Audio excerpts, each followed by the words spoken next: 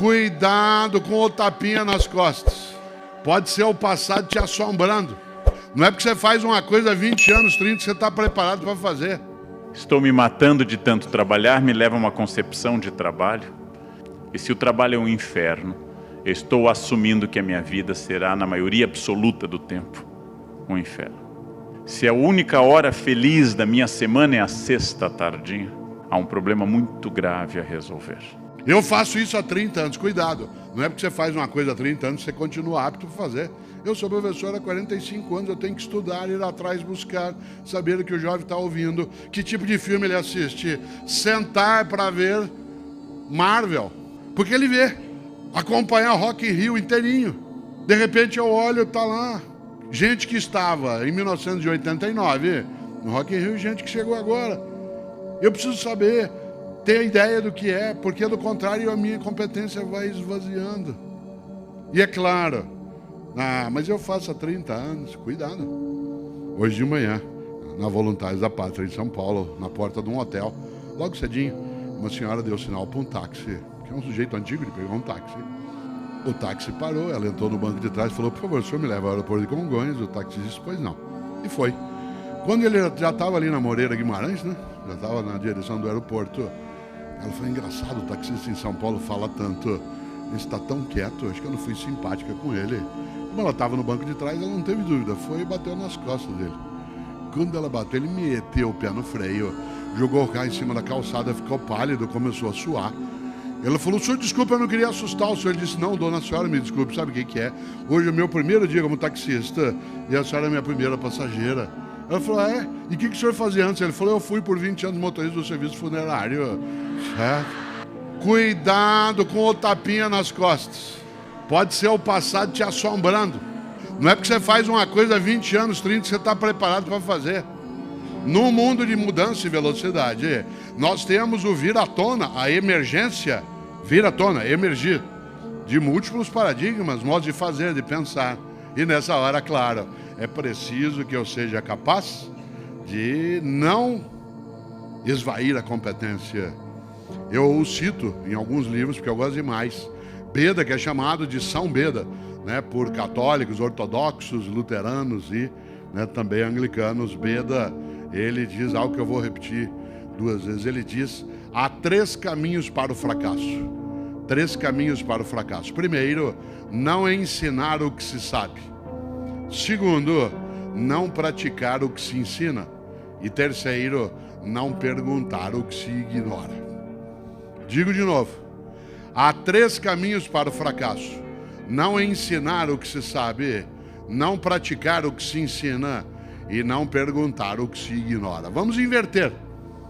A você, servidor e servidor público, aqui ou fora daqui, pessoas que colocam o poder da autoridade, do conhecimento, da capacidade a serviço de uma população que precisa. Vamos inverter. Há 3 caminhos para o sucesso. Ensinar o que se sabe, isto é, generosidade mental. Segundo, praticar o que se ensina, ou seja, coerência ética. E terceiro, perguntar o que se ignora, isto é, humildade intelectual. Estas são 3 trilhas virtuosas para um passado honroso daqui a 30, 40 anos. Generosidade mental, coerência ética e humildade intelectual. Nós vivemos hoje múltiplos paradigmas. É necessário que a gente tenha coerência ética de praticar aquilo que ensina. Tenha generosidade mental para repartir o que sabe. Mas especialmente, e eu quero usar os teus 3 minutos finais de desespero nessa direção, já se foi mais de 1 hora, você nem notou, você estava cochilando.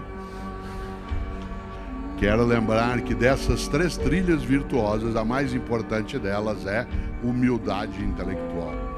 Isto é, eu saber que eu não sei todas as coisas. E que se eu quiser não me tornar medíocre, eu preciso estar disponível, permeável a conhecer aquilo que ainda não conheço. Aliás, porque só conhecendo aquilo que não conheço, poderei avaliar se ele tem cabimento no que fazemos ou não.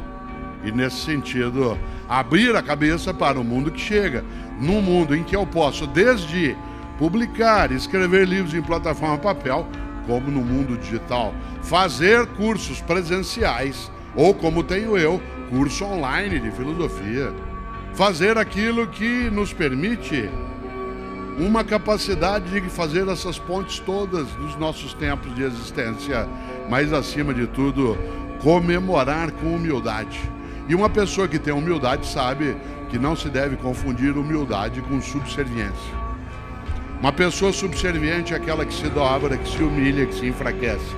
Uma pessoa humilde é aquela que sabe que não sabe tudo, é aquela que sabe que não é a única que sabe, aquela que sabe que a outra pessoa sabe que ela não sabe, aquela que sabe que ela e outra pessoa saberão muita coisa juntas, aquela que sabe que ela e outra pessoa nunca saberão tudo que pode ser sabido.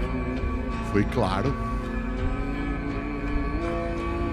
Humildade intelectual, generosidade mental e coerência ética.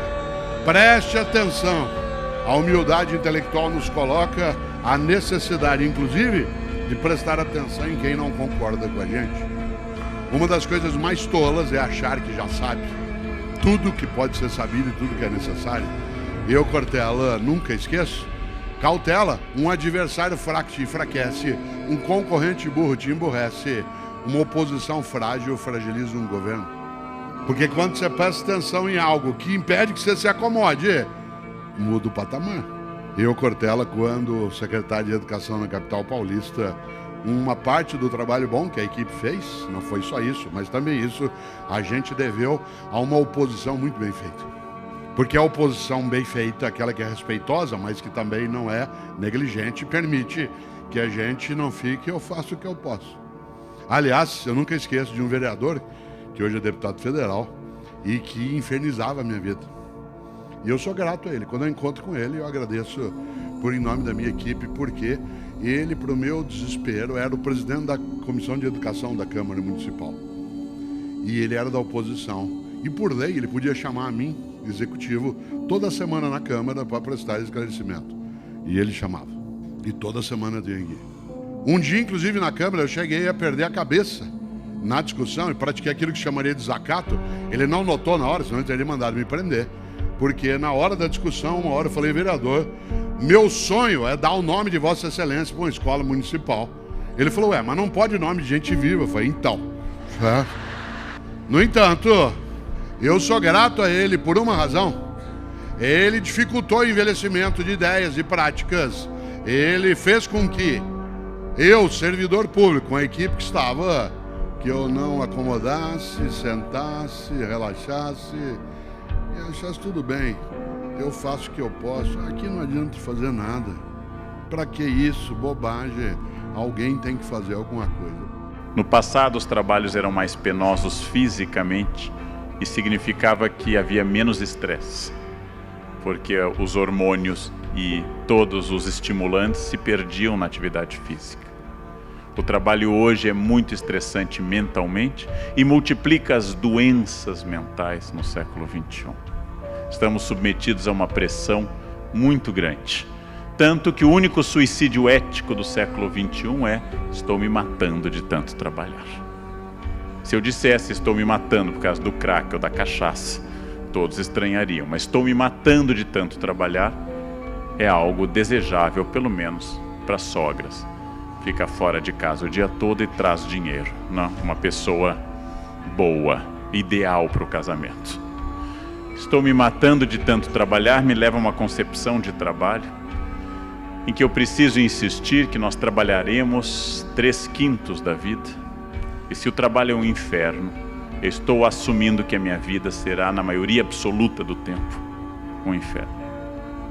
Se a única hora feliz da minha semana é a sexta tardinha, há um problema muito grave a resolver. É claro, desde que eu era muito jovem, eu detesto colegas que chegam com excesso de entusiasmo às segundas e dizem um bom dia alto e cheio de energia. Segunda de manhã não é um momento para esse tipo de bom dia. Se alguém entra dizendo bom dia, afastem-se dessa pessoa, ela tem problemas. Esse é um bom dia mais possível a partir de quarta-feira. Segunda a gente deve dizer oi, pronto. começar a trabalhar. Tal como os senhores, eu também fico cansado, mas aprendi há alguns anos que uma das chaves da felicidade do trabalho é viver o momento que eu estou. Aprendi há alguns anos que quando eu entro num ambiente como esse, eu estou nele. E não estou pensando que hoje à tarde eu tenho um voo até o Rio, e de lá vão me pegar de carro, atravessar a ponte e ir até o hotel em Niterói. E de lá, após a palestra, eu pego um outro carro para ir até o Leblon, onde estarei para a próxima palestra. E de lá eu tenho que sair correndo, porque eu tenho que gravar um Jornal da Cultura. Se eu começar assim, eu vou conseguir de forma fabulosa tornar este momento um momento ansioso e o próximo também. E só serei libertado deste círculo pela morte. Então, onde eu estou, eu estou. Escrevi um texto para o Estadão, que ainda não saiu, sobre presentes, vai sair só em outubro, dizendo que hoje um dos presentes mais importantes que eu posso dar a alguém é estar com essa pessoa. Por exemplo, ofertar a alguém um jantar no qual eu não leve o celular e preste atenção o tempo todo durante o jantar. Um desafio fabuloso, dar-se, viver o tempo. Meu colega Clóvis de Barros Filho, um grande professor, um grande pensador, com quem tive o privilégio de escrever um livro que faz bastante sucesso nesse momento, Felicidade ou Morte, contou a história no lançamento do livro, e eu copio dele essa história, não é minha, a ética manda dar o autor. O professor Clóvis contou a história, como ele percebeu uma coisa. E quando ele estava, na sua época, no ensino primário, disseram para ele que o ginásio era legal. No ginásio disseram que não, era o colégio. Lá é que as coisas aconteceriam. Assim que ele entrou no colégio, começaram a falar de vestibular e que a faculdade seria o momento dele encontrar a sua carreira. Felicidade é só depois, na faculdade. Entrando na faculdade, disseram, sem estágio você não é ninguém, porque é só o estágio que lhe ensina alguma coisa. Então ele entra no estágio, ele dizem no primeiro dia, só quando você for efetivado é que vai valer a pena todo esse sofrimento. E ele é efetivado e descobre que está no patamar menos 15 da empresa e que tem um patamar 50 lá em cima, e que se ele perseguir metas que serão dobradas cada vez que ele as alcançar, se ele seguir essa cenourinha diariamente e trabalhar como um condenado, ele chegará lá em cima, naquele lugar, naquela sala. E quando ele chegar lá, já perto do fim da vida, dirão a ele, pode ir para casa, agora vai começar a parte boa da sua vida, a aposentadoria. E ele se aposenta. E ao se aposentar, sente a morte se aproximando, sente-se doente, chama um padre, e o padre o consola, não se preocupe, bom mesmo, vai ser lá em cima. Quando o professor Clóvis contou essa história com mais habilidade para uma plateia, ele queria dizer exatamente que a felicidade tem que ser agora. Ela não pode ser no momento seguinte. A felicidade tem que ser esse momento. E os momentos difíceis dão sentido aos momentos fáceis. Eu não posso conceber o trabalho como um sofrimento contínuo, senão é melhor mudar de trabalho. Eu posso me sentir cansado fisicamente, irritado às vezes. Porém, eu tenho que ter uma concepção do que eu estou fazendo de mim mesmo. Para administrar pessoas, para viver no ambiente de trabalho, para ser alguém, eu tenho que fazer essa pergunta: o que é que nós estamos de fato fazendo de nós mesmos? Que destino eu estou dando à minha existência laboral e à minha existência familiar e afetiva? Que horizonte eu estou construindo? Para onde eu quero ir? Porque se eu não tiver para onde ir, eu vou ser arrastado por ventos e correntes. Essa é uma diferença entre consciência e estratégia e simplesmente existência. No mundo de mudança e velocidade, já imaginou você ficar prisioneiro do mesmo? E ali tinha uma comunidade no Orkut, chamada Eu Tenho Medo do Mesmo. Sabe no que ela era inspirada? Naquela plaquinha que fica em alguns elevadores que diz, antes de entrar no elevador, verifique se o mesmo encontra-se ali parado. Já imaginou, você abre a porta do elevador e o mesmo está lá dentro te esperando, pronto para te pegar. Aliás, tem gente que tinha que ter uma plaquinha dessa na cabeça antes de entrar, verifique se o mesmo encontra-se ali parado. Parado. Atenção, superar, inovar, transformar. A sorte segue a coragem. Esse subtítulo é o nome de um livro meu que saiu esse ano, A Sorte Segue a Coragem, que trata exatamente desse tema. ele dá sequência a 2 outros mais antigos meus, um chamado Qual é a Tua Obra e o outro chamado Por que Fazemos o que Fazemos. Pois bem, no livro A Sorte Segue a Coragem eu lembro uma coisa. O que é sorte? No mundo de mudança e velocidade, sorte não é só a ocasião favorável, sorte é a circunstância.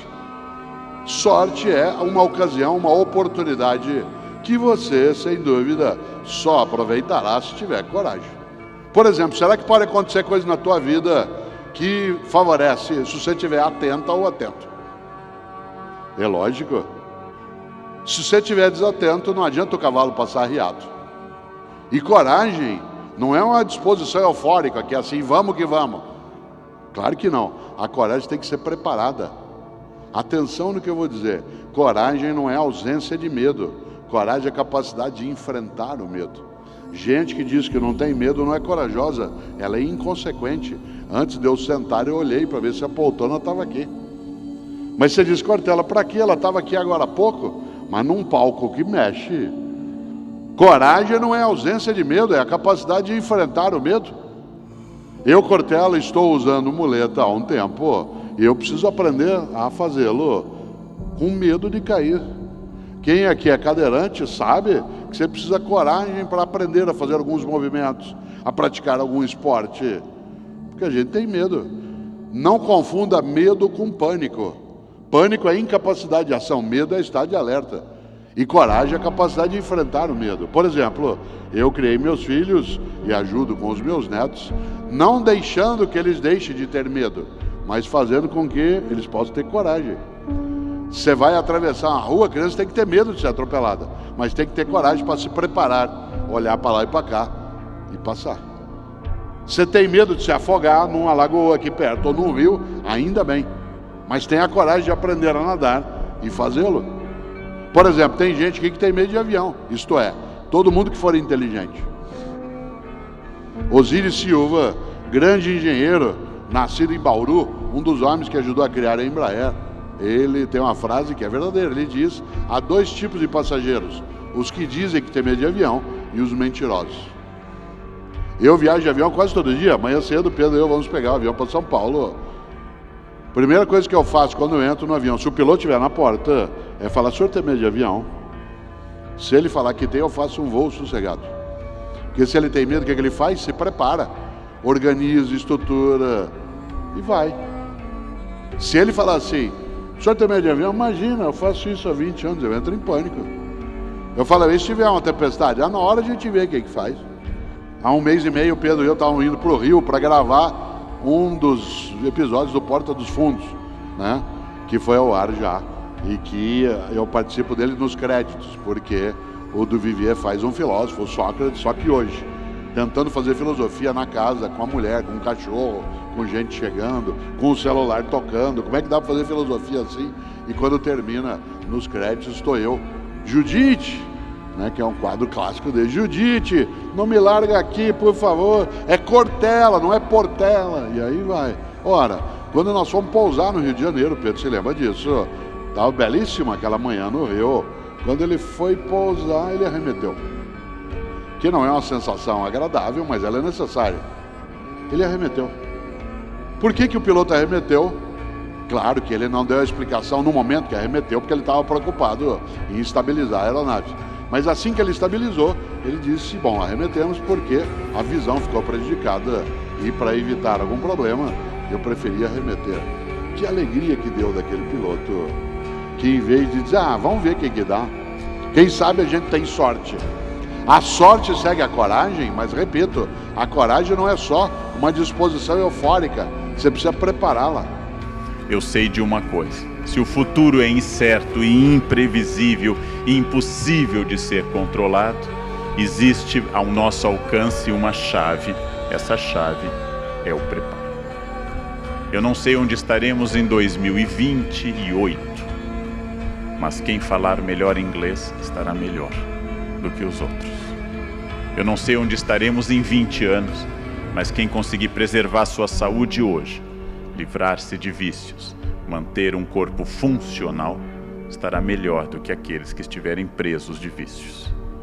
Então, Entre outras coisas, ao entrar na faculdade, eu tomei decisões sem prever o futuro, mas que nasciam da minha formação, como, por exemplo, me afastar de drogas no curso de Humanas História na USP, o que me isolou profundamente, gente. Não gostar de maconha me tornou um ser dedicado estranhamente aos livros e ao estudo. Numa entrevista do Jô, eu contei a ele como aconteceu dos meus alunos na Unicamp durante um curso de Shakespeare que eu dei, estarem entusiasmados porque descobriu-se no cachimbo de William Shakespeare restos de cannabis. E meus alunos entusiasmados, Shakespeare fumava maconha provavelmente como toda a elite europeia do fim do XVI e durante todo o XVII. A criminalização de drogas é do século XX. Só que eu lembrei a eles que Shakespeare é Shakespeare porque ele era Shakespeare e não por causa da maconha. E que se você e eu fumarmos maconha, seremos apenas maconheiros e não William Shakespeare. Afastar-se não é um discurso moral, ele é prático. Ele é prático. Não? Afastar-se dos vícios, vícios que condicionem minha vontade. Procurar um corpo funcional, que não é um corpo Kim Kardashian, mas é um corpo funcional, que não me atrapalhe no exercício das minhas atividades. Ou, como eu já preguei pelo Brasil inteiro, dedicar-me de corpo e alma à gordura, ao bacon e assim à manteiga de garrafa regando tudo, porque isso impede Alzheimer. Se eu fizer isso todos os dias, não chegarei à idade de desenvolver Alzheimer, né? Nem catarata, nem osteoporose. Manteiga de garrafa cura praticamente todas essas doenças, inclusive males graves da terceira idade. Lá pelos 30 e poucos você vai ter um AVC fulminante e não chegará a essa idade do declínio. Na verdade, a minha pergunta não é se eu quero viver muito ou se eu quero viver pouco. A minha pergunta é sempre se eu quero viver bem. E para viver bem eu preciso de estratégia. A vida bem vivida e bem sucedida, como diz Luc Ferry no seu livro, o que é uma vida bem sucedida, ela pressupõe ação, estratégia e assim por diante. Mas eu não sei o futuro, e aqui eu me baseio nessa ideia linear de tempo que Santo Agostinho trabalhou nas suas Confissões. Eu não sei o futuro. O presente é contínuo, o passado está sempre ficando para trás e o futuro de fato nunca chega.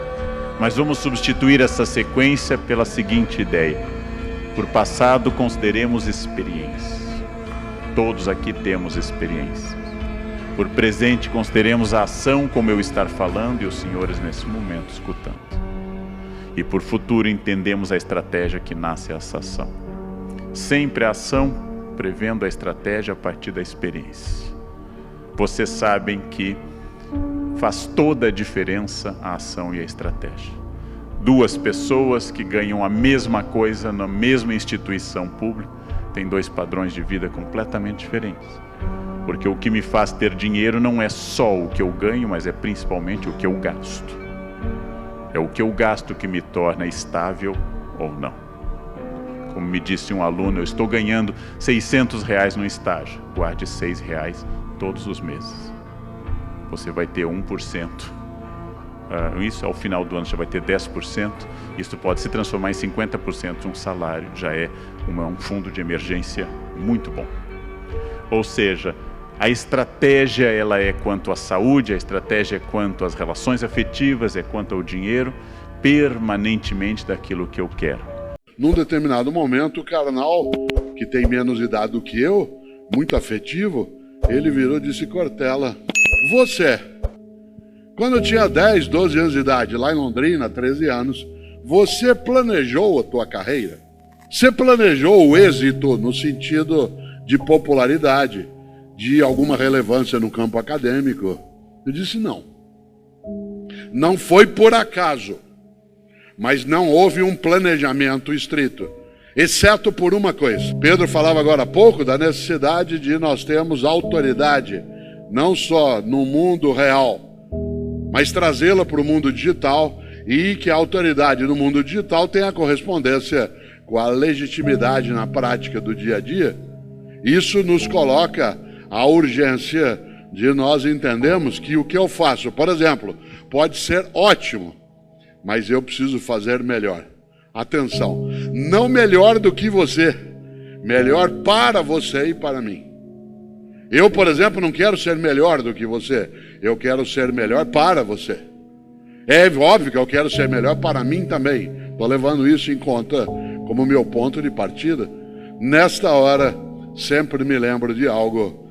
Um dos grandes pensadores brasileiros atuais, meu amigo, temos até livros juntos, que é o Leandro Carnal.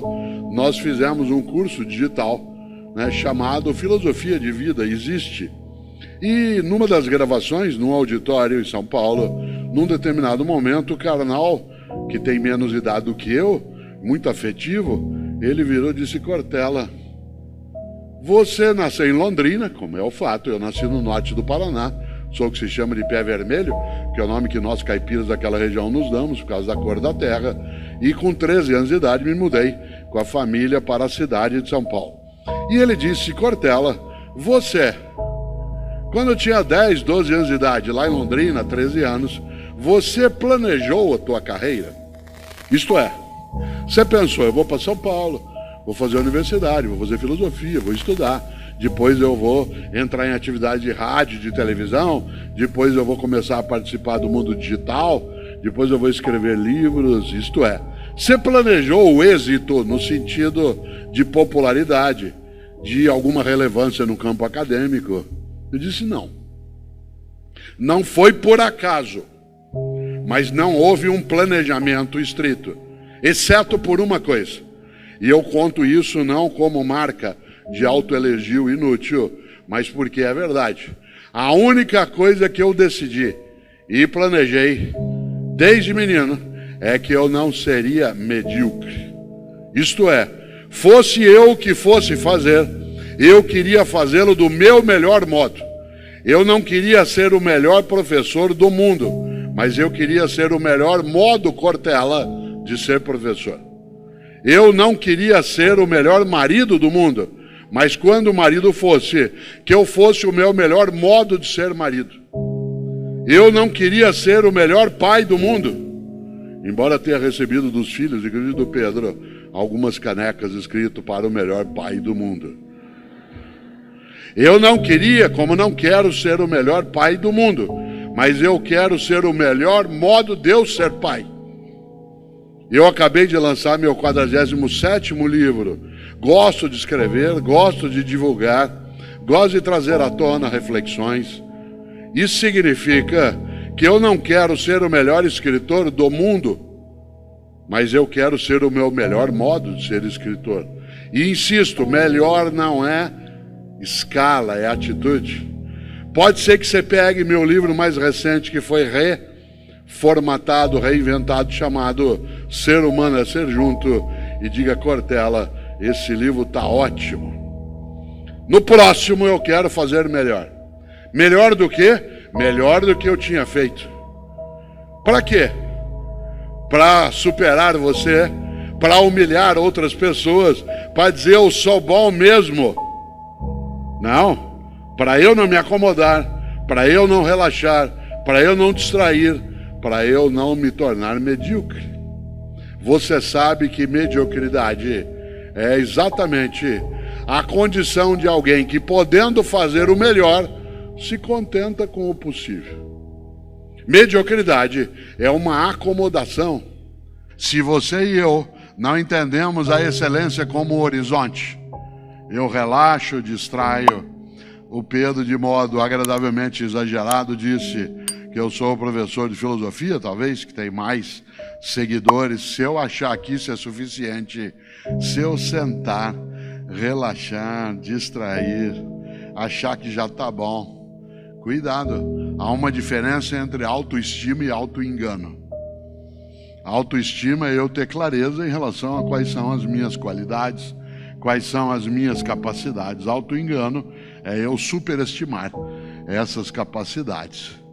Eu posso até ser alguém que, dentro do campo da docência, da filosofia, da escrita, atingir algum êxito, mas isso desaba no momento que eu começar a ser morno. Deus vomitará os mornos. E a mornidade, ela assoma, ela vem até o topo quando a gente cai dentro da mediocridade. Por que eu estou dizendo isso? Porque essa ideia que está em vários lugares, ela não é só algo que me afaga quando alguém repete, é porque ela é um princípio. Na família, no afeto, na religião, na empresa, na escola, na política, que é fazer o nosso melhor na condição que a gente tem, enquanto a gente não tem condições melhores, e fazer melhor ainda. Mas tem que ser o teu melhor certo, tem que ser o teu melhor correto, porque esta frase não cabe de qualquer modo em qualquer lugar. Há 1 mês e meio, mais ou menos, eu fui fazer uma palestra, que eu faço vez ou outra, numa penitenciária em São Paulo, para pessoas que estão em privação de liberdade, porque cometeram crimes de várias naturezas, inclusive alguns, né, que são imprescritíveis, que são absolutamente horríveis. Mas isso não priva as pessoas de também poderem refletir, pensar e se buscar ressocializar. Se eu, Cortella, não acreditasse que pessoas podem mudar para melhor, eu não seria professor há 48 anos. Né? Nesse sentido, é difícil, mas não é impossível. Há passos que a gente, às vezes, quer desistir, mas ainda assim se vai. Vocês imaginem eu dentro de uma penitenciária, dizendo para um grupo de pessoas que cometeu crimes: faça o teu melhor na condição que você tem, enquanto você não tem condições melhores para fazer melhor ainda. A frase pode soar cínica. Faça o teu melhor do jeito certo, decente, eticamente defensável, moralmente aceitável. Não é faça o teu melhor de qualquer modo. Ética não é cosmética. Excelência é quando você ultrapassa, quando você vai além. Excel em latim significa aquilo que ultrapassa. Uma pessoa excelente, o que é? Uma pessoa excelente é aquela que vai além do óbvio. Uma pessoa excelente é aquela que faz mais do que a obrigação. Cuidado. Fazer mais do que a obrigação não é trabalhar sem salário, trabalhar sem recurso. Trabalhar fazendo mais do que a obrigação é ter a obrigação como ponto de partida e não como ponto de chegada. Uma pessoa excelente é aquela que parte da obrigação e não chega na obrigação. A obrigação é da onde você segue no começo e não o local onde alcança ao final. Você conhece gente excelente. Você conhece professor excelente. Você conhece família excelente. Você conhece médico ou médico excelente. Conhece garçom excelente. Qual garçom que você gosta? Agora que a gente está podendo voltar aos poucos em alguns lugares. Qual garçom? Que, aliás, né, Benjamin, é uma palavra francesa, né, para nós, garçom. Olha que coisa boa. Para nós, o que é um garçom que a gente aprecia? Aquele que faz mais do que a obrigação. Qual é a obrigação do garçom? Anotar teu pedido, indicar um lugar, trazer as coisas no final. Anota. Qual é o garçom que você gosta de ser atendido? Aquele que faz mais do que a obrigação. Que sugere coisas para você. Que te indica um lugar. Que é capaz de ficar próximo, mas não ao lado, ouvindo a conversa. Que dá dica para você. Que entende um pouco o que você aprecia. Por exemplo, aquele garçom, e você já encontrou, garçom ou garçonete, que você chega num lugar, você está ali num casal, seja qual for, pedem 2 pratos. E aí o garçom diz assim: olha, aqui é comida, o prato é bem servido. 1 prato só dá para 2. Você fica olhando, pensando assim, mas o cara tá louco. Por que ele vai dizer uma coisa dessa? Pois eles vão ganhar menos se ele fizer isso. Não. Porque primeiro que a comida será de fato suficiente num único prato. E ao dizer isso, não precisa pedir 2, porque 1 prato é suficiente para ambos. Ele te captura, fideliza, e aí você volta. E em vez de ter uma única refeição naquele lugar, se tem uma coisa que você quer, é voltar lá outras vezes. É interessante. É aquela pessoa que é excelente. Olha que coisa curiosa, uma história que aconteceu um dia comigo e com o Fernando, que está sentado aqui, né? Eu não dirijo, eu não tenho carteira de motorista, não tenho habilitação e não dirijo por uma razão que às vezes parece estranha. Eu não dirijo porque eu não gosto, né? E eu não aprecio fazê-lo. Tem gente que acha: como, você não dirige? Eu digo: eu não dirijo, não boto ovo, não fabrico rádio, né? Tem uma série de coisas que eu não faço no meu dia a dia.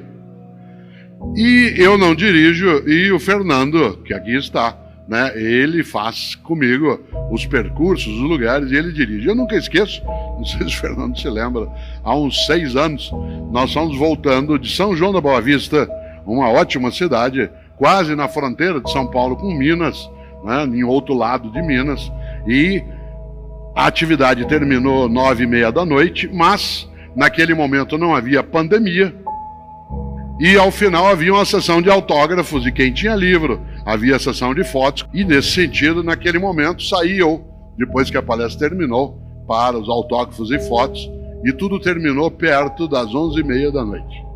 E nós com uma fome danada, querendo comer alguma coisa, a gente tinha tomado um lanche na hora que chegou, mas já estava muito tarde.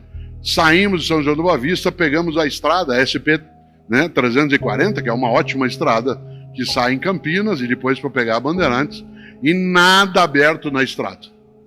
Todos os postos já fechados no horário que a gente passou. Conseguimos entrar na Bandeirantes, na estrada, na rodovia Bandeirantes, era 1h e pouco da manhã, tudo fechado. De repente, a gente está vindo e vê a luz acesa num posto de gasolina. Fernando entrou. A gente babado de fome, já era 1h e tanto da manhã. E eu rapidamente fui até o balcão. Ali havia uma estufa. E nessa estufa, 2 bolinhos. E eu disse ao garçom, por favor, o senhor nos dá esse bolinho? Ele disse, eu se fosse o senhor não comia não. Isso criou um afeto nosso. Aliás, quando a gente pode, a gente passa por lá. Atenção, olha que pessoa excelente. Ele não se contentou em ser exclusivamente um vendedor. Tal como o faça o teu melhor, não pode sê-lo pela maldade, pelo indecente, pelo inaceitável. Embora fosse um negócio, uma regra boa na vida é não fazemos qualquer negócio. Não fazemos qualquer negócio. Só que ele não se contentou, olha que interessante, em dizer... O que eu posso fazer? Nós dissemos, e não dá para a gente pedir um sanduíche. Ele disse, a essa hora a cozinha já fechou. Atenção no que eu vou dizer agora, porque é isso que marca o passo de uma pessoa que procura excelência na atividade dela. Em vez de dizer, a cozinha já fechou, o que eu posso fazer? Ele disse, como vocês estão com fome, eu vou preparar um sanduíche frio, se vocês não se incomodarem. Eu pego o pão, coloco um pouco de manteiga, né, de presunto e queijo. Ótimo. O que ele fez? O melhor na condição que ele tinha, enquanto ele não tinha condições melhores para fazer melhor ainda. Olha que interessante. Esta frase que eu acabo de dizer é uma frase que é repetida por mim em muitos momentos e ela parece quase como um mantra em alguns lugares. É muito comum que Cláudio e eu entremos, por exemplo, num restaurante agora, né, com um possível retorno, que a gente entre num hotel, que a gente entre num táxi e o garçom, ou o taxista, ou o recepcionista olha para mim, vê quem sou e diz, faça o teu melhor na condição que você tem, quando você não tem condições melhores para fazer melhor ainda. A gente até fica perplexamente feliz. 6 graus para você e para mim significa colocar mais agasalho. Significa até dizer que gostoso. Vou acender a lareira se você tiver uma, vou tomar um vinho ou um quentão. Existe até uma certa emoção. Nesse estado belíssimo que estamos, a ideia de frio intenso gera desejos de subir a serra. Gera vontade de ir para um lugar onde você possa dizer, tem neve. Claro que isso nos dá prazer também, mas há um outro lado disso. Na cidade em que moramos, em São Paulo, isso significa para muitas pessoas o risco de falecer. Vez ou outra a gente acorda amanhã e lê na internet uma notícia muito estranha. E assim, nesta noite, em São Paulo, de hoje para amanhã, morreram de frio 2 pessoas ou 3. Eu quero dizer uma coisa que você sabe, eu sei. Ninguém morre de frio. Morre-se de abandono. Ninguém morre de frio. A gente morre de abandono. Se houver outro ser humano que possa me oferecer abrigo, eu não morrerei. A expressão morreu de fome é uma impossibilidade. Se você só morre de fome se não houver outra pessoa que partilhe com você o alimento. Se houver outra pessoa, você não morrerá de fome ou de frio. A gente usa a expressão morreu de frio, morreu de fome, quase que retirando o nosso lugar dentro desse processo. Quase que imaginando que se eu não tivesse me preocupado, que aquilo aconteceria do mesmo modo. Claro que não. Pode parecer estranho isso que digo agora, mas eu quero reforçar. Morre-se de abandono. A ausência de capacidade de abrigo, de estrutura hospitalar, de alimento, de adequada condição de saneamento. Você diz, ora, mas isso tem a ver com filosofia. Com filosofia tem menos até do que aquilo que é a vida, no sentido mais expressivo. Isto é, a capacidade de nós lembrarmos de novo como Emerson, torna-te necessário a alguém, torna-te necessário a alguém. Afinal, como é que você ganha a vida? Como é que eu ganho a vida? E como é que esse ganhar a vida tem múltiplas acepções? E dentro disso, quando Guimarães fala do grande sertão, as veredas, isto é, o lugar do descanso, do repouso, do amenizar o sofrimento, está quase sempre nas outras pessoas. É isso que permite, né, que a gente siga. E ali, na obra Grande Sertão Veredas, ele coloca Riobaldo, que é um jagunço letrado. É um jagunço letrado que quer eliminar o seu adversário. E Riobaldo, como você lembra da obra, para quem a leu, ele, para poder conseguir isso, ele faz um acordo com o diabo. A obra faz uma coisa maravilhosa. Não deixa claro durante todo o livro se o acordo, ao ser feito, ele deu resultado, isto é, se o diabo existe ou não. E segundo, se o pacto feito por Riobaldo, ele teria de ser necessário de ser feito. E é gostoso, porque o livro Grande Sertão Veredas, ele é narrado pelo Riobaldo, contando a história dele. E ao narrá-la, ele fala do encontro dele com o diabo num lugar em que ele diz, eu te entrego minha alma, se você for capaz, né, de fazer com que eu elimine. E ele menciona, né, o adversário. O que eu gosto dentro disso é que os cristãos, e eu mencionei aí São Tomé, os cristãos falam algo especial. Os cristãos passaram a utilizar um termo curioso, vindo do grego, para denominar as forças do mal. Vocês sabem que várias religiões falam da existência de gênios malignos, de forças malévolas, de entidades que são aterrorizadoras. No Ocidente é mais comum a gente ter a tradição judaica. No judaísmo, fala-se em Satã.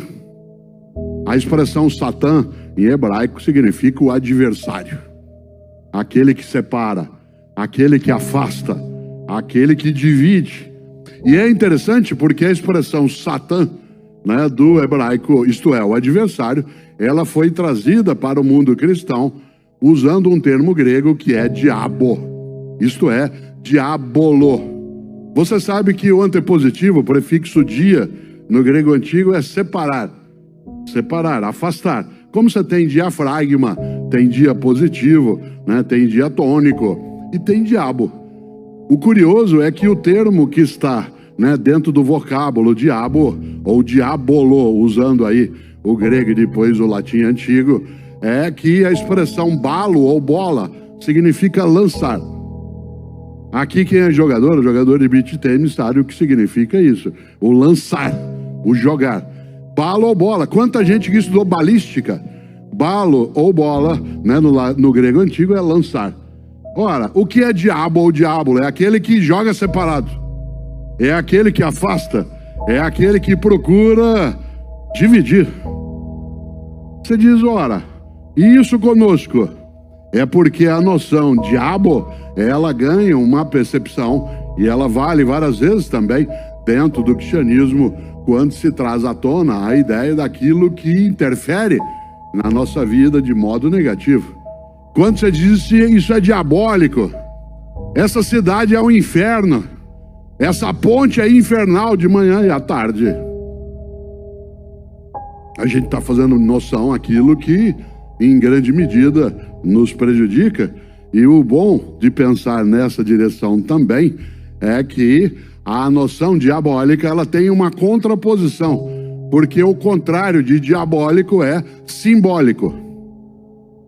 Diabolo é aquilo que afasta, simbólico é aquilo que une. A expressão sim, no grego antigo, é um prefixo para junto. Por exemplo, sintonia, sincronia, né? A ideia daquilo que é síndrome é o que junta num território, num espaço, numa condição. Por isso, qual é o contrário de diabólico? Simbólico. O simbólico é aquilo que nos reúne, é aquilo que nos congrega. E se há algo que é absolutamente necessário, é que nós tenhamos marcas simbólicas que afastem do nosso dia a dia aquilo que é diabólico, independentemente de religião. A questão não é essa. O que é diabólico na tua vida e na minha? O que desune, desagrega, estilhaça? Em grande medida, quando você e eu não temos muita clareza do nosso propósito. E quando esse propósito não coincide, quando esse propósito ele não se coaduna com algo que é ser necessário a alguém, e não só a mim, entre outros casos, claro, sermos capazes, usando aqui de novo a expressão popular, de não vender a alma ao diabo. Isto é, não fazemos qualquer negócio. E um momento de crise é um momento que separa os amadores de profissionais. Todos podem dirigir numa estrada fácil e asfaltada. Poucos podem dirigir numa estrada difícil. Vivemos um momento atípico no Brasil. Um momento de crise econômica que não é a mais forte da história deste país. Já tivemos inflações notavelmente maiores, mas nunca tivemos um tal grau de desilusão política e um tal grau de falta de crença na ética da coisa pública. Nunca antes, na história desse país, nós tivemos tantas dificuldades em pensar a coisa pública. Esse é um momento complicado. Essa é a cena que eu vi ontem. Esta é a cena de prédios que são patrimônio histórico da humanidade, pegando fogo por culpa ainda indeterminada, ao mesmo momento em que as pessoas começaram a perder a crença no diálogo dos dois lados, perder a crença no diálogo, o que é sempre problemático. Para um historiador, os riscos da perda da crença no diálogo são gravíssimos. Hoje eu sempre aponto um exemplo no mundo de um país onde o diálogo morreu por completo. Esse país se chama Síria e é um risco permanente. Lá ninguém mais dialoga com ninguém e o resultado é uma população se atirando ao mar para tentar fugir deste inferno. Bem, vivemos um momento de certa instabilidade política. Não sabemos quem nos governará no final deste ano, nem no ano que vem. Vivemos um momento em que a crise econômica começava a passar, mas graças à nova crise política, ela vai ser nossa convidada por algum tempo. E um momento de crise é um momento que separa os amadores de profissionais. Todos podem dirigir numa estrada fácil e asfaltada. Poucos podem dirigir numa estrada difícil. Chegou o momento exatamente de pensar o nosso pessimismo. Nós, brasileiros, normalmente éramos muito otimistas, talvez até um pouco bobinhos, comparado com países europeus. Sorríamos por qualquer coisa. Estamos num momento atípico de pessimismo. Apesar de fazermos muitas piadas em WhatsApp, nós temos um momento atípico de pessimismo. E agora eu vou testar a idade das senhoras e dos senhores. Não precisam se identificar. As pessoas que lembram dessa personagem, a hiena, as pessoas que lembram do mote dessa personagem do motto: ó vida, ó céus, ó azar. Sabem que essa hiena é, ironicamente, já que as hienas a gente diz que elas riem sem parar, era uma hiena depressiva, melancólica. E sabem que os pessimistas quase sempre têm razão. Os pessimistas profetizam coisas que acontecem. E nesse desenho em particular, essa hiena pessimista profetizava que as coisas dariam errado e geralmente elas davam errado. Logo, é importante para o planejamento da vida pessoal e profissional ter um pessimista na equipe, porque ele vai lembrar dos riscos do excesso de esperança.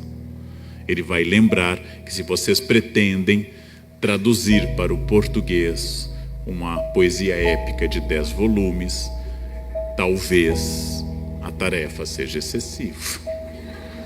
O pessimista, que geralmente está no departamento financeiro das escolas, é aquele que é preso à planilha Excel e jamais vai pensar muito fora deste quadrado.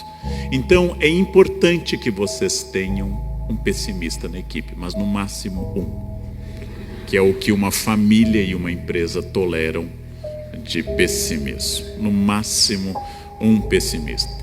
Para planejar a vida, vocês precisam de um pessimista. Mas eu vou fazer uma crítica ao pessimismo. A crítica está na imagem seguinte. Vemos aqui a hiena provavelmente anunciando: o continente está distante, a insolação é certa, há tubarões, a vela é ridícula e este remo vai nos fazer andar em círculos. Em tudo isso ele tem razão. Mas vejam, ó senhoras e ó senhores, ele não está fazendo, agora vamos ver como vão traduzir isso, ele está fazendo sêmen algum, para dizer uma coisa elegante para essa plateia. Não está fazendo nada. Quem está fazendo é o leão, que era otimista. Há riscos, há problemas, mas ele está trabalhando. Para trabalhar, para vencer, para crescer, eu preciso ser otimista, obsessivamente otimista. Nenhum de nós aqui, aqueles que são, teríamos casado se fôssemos pessimistas. As estatísticas contrariam os nossos desejos e sentimentos. Casamento é um submarino, pode flutuar, mas seu destino é afundar. Ele foi feito para isso. Logo, se eu casei é porque eu superei as estatísticas e a dinâmica interna do casamento. E se eu tive filhos, é porque esse meu otimismo é doentio. Não há pior investimento no planeta Terra do que filhos. Caríssimos, demandam atenção constante, retribuem pouco ou nada. Em algum momento dizem: eu te odeio. E ao final nos colocam num asilo. Isso é. E mesmo assim, se não fosse o otimismo doentio de nossos pais, não estaríamos aqui. Nós existimos porque pessoas se amaram e acreditaram. Só otimistas trabalham. Só otimistas levam projetos adiante. Só otimistas são capazes de sair à rua e dia após dia tentarem novamente refazer as fraturas de uma nação dilacerada.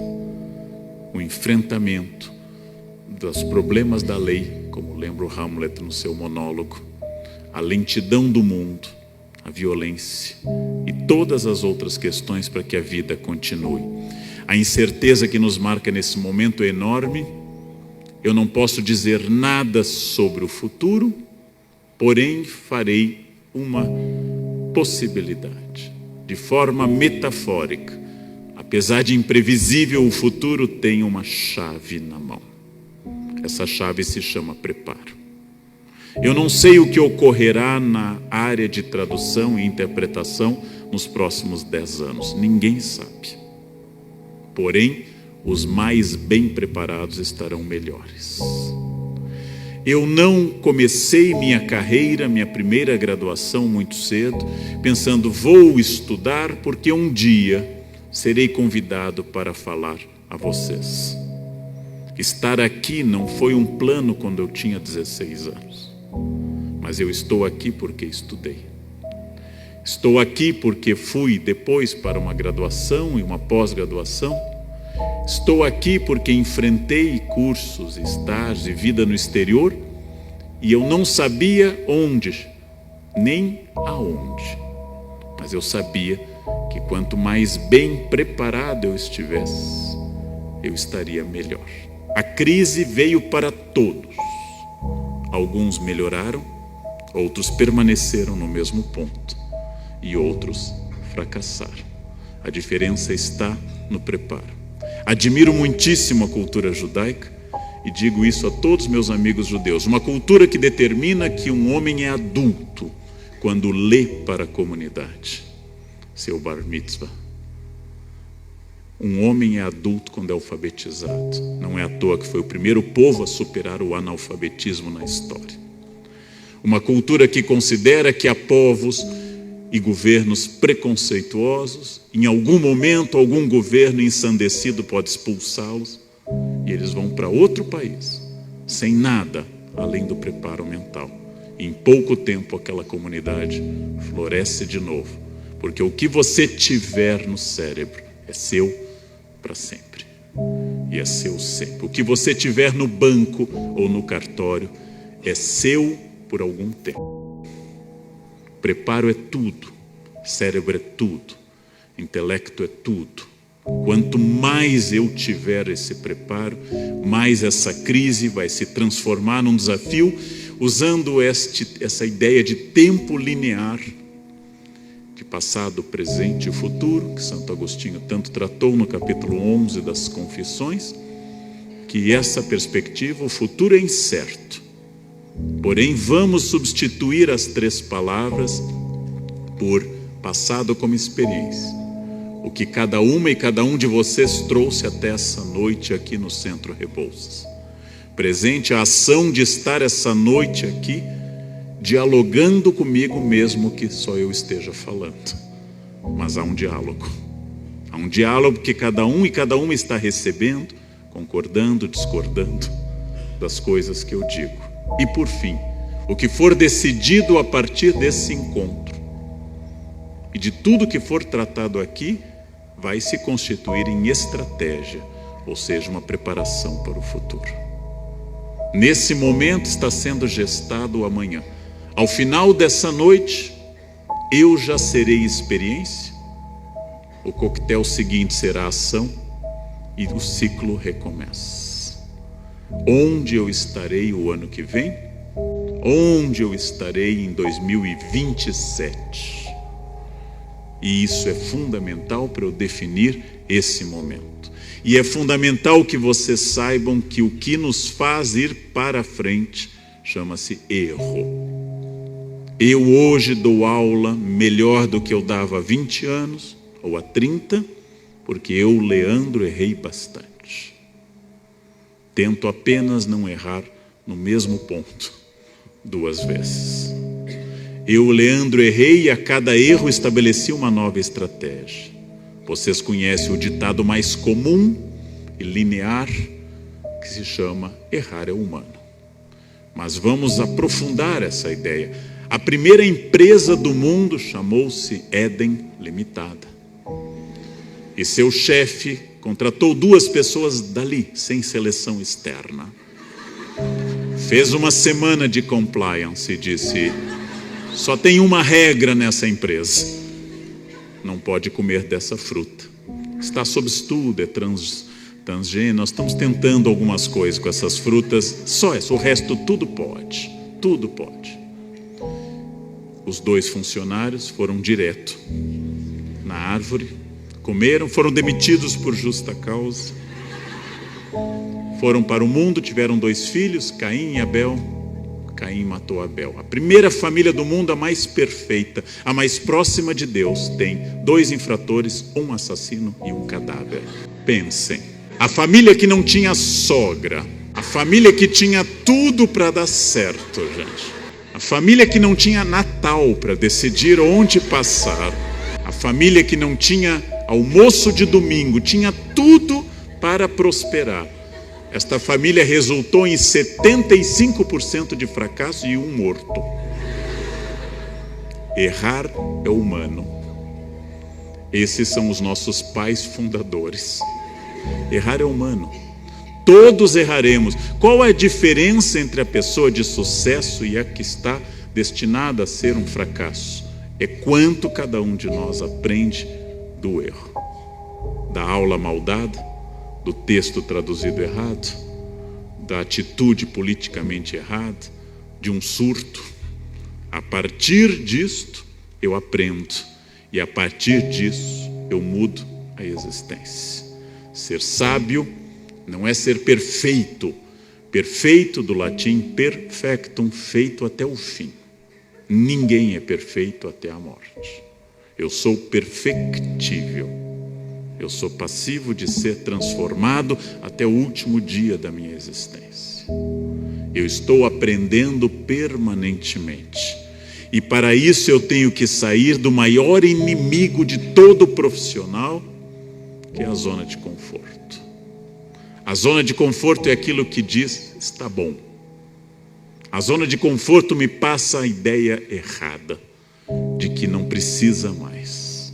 Ela vai aumentando com o tempo.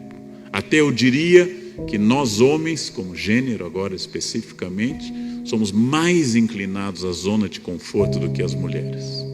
Com uma televisão, com um sofá, com comida e com controle remoto, estamos perfeitamente satisfeitos.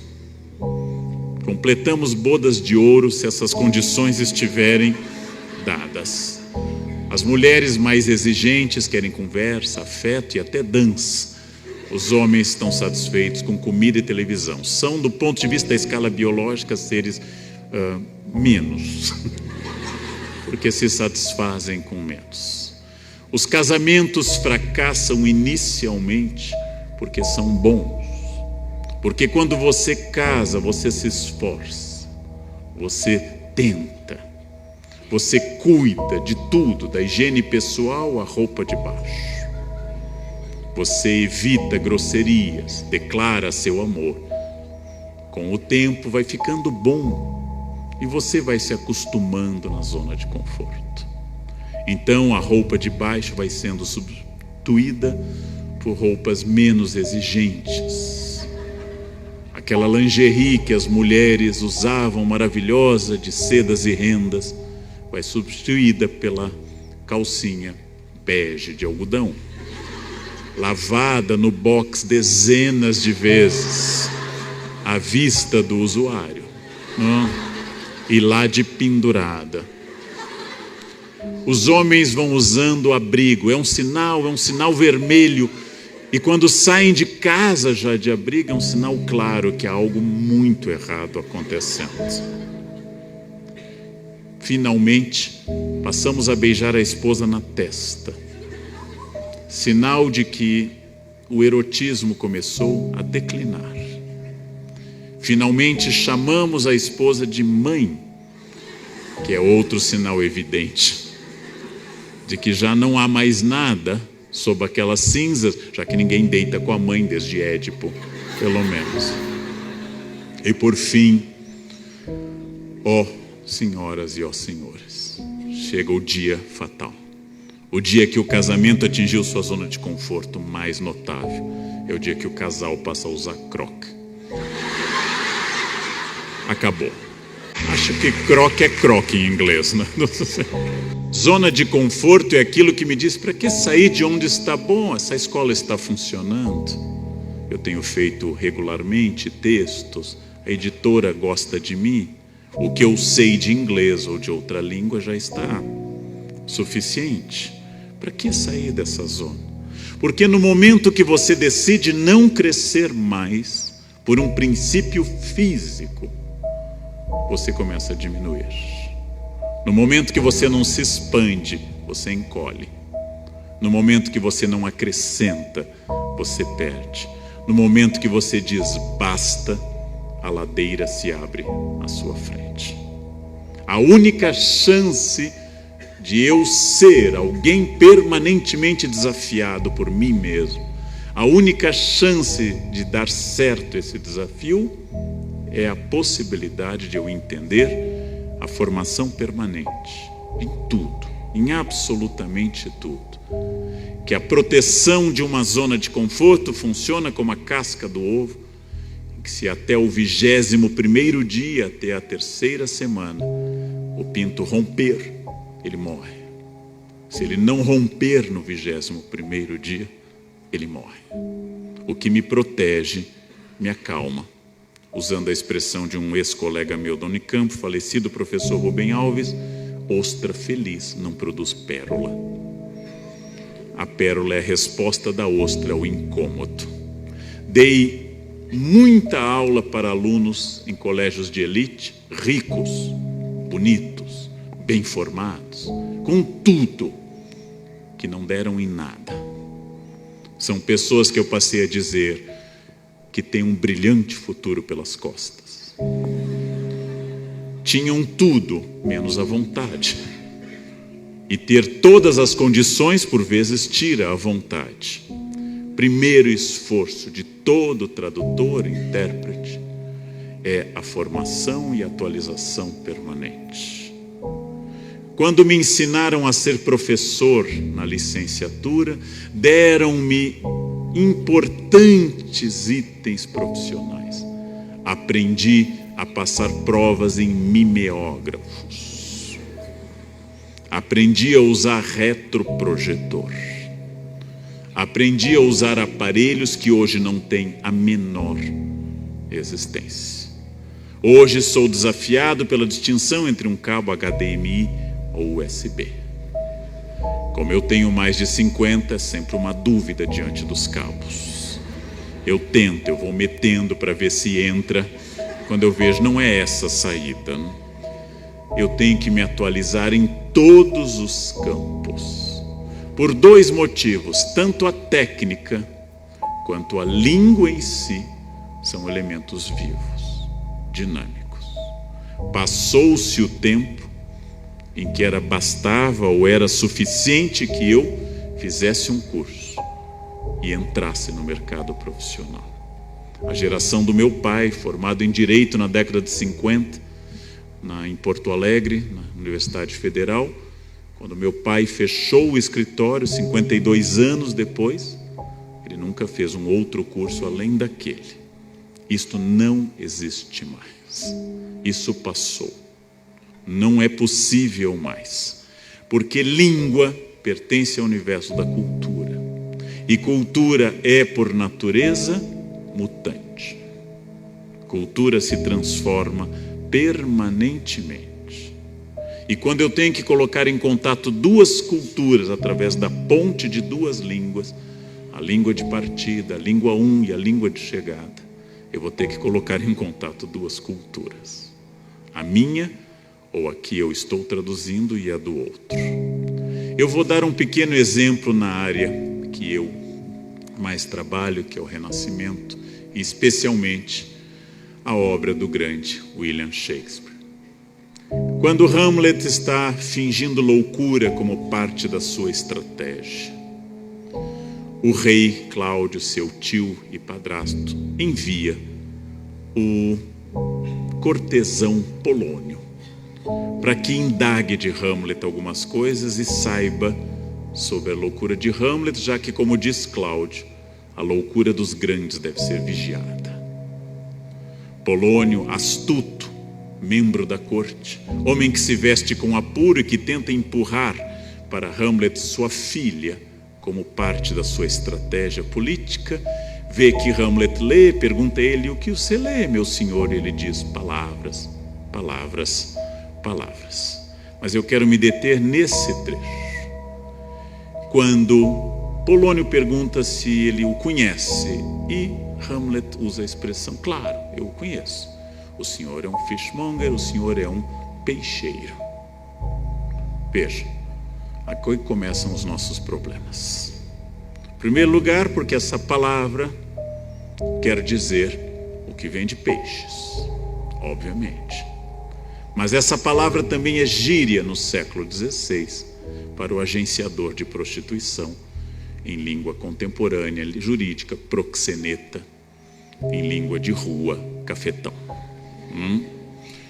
Ele está dizendo que Polônia é um cafetão, é um proxeneta, porque está tentando empurrar sua própria filha Ofélia para utilizá-la no jogo político. O senhor é um agenciador de mulheres.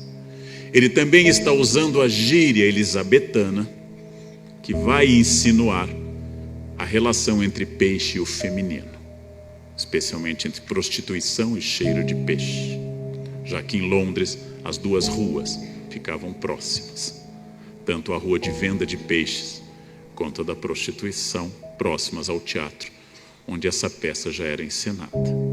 Mas ele também está dizendo que, apesar de parecer um homem elegante de corte, apesar de usar roupas de um cortesão, ele é podre por dentro, como um peixe estragado.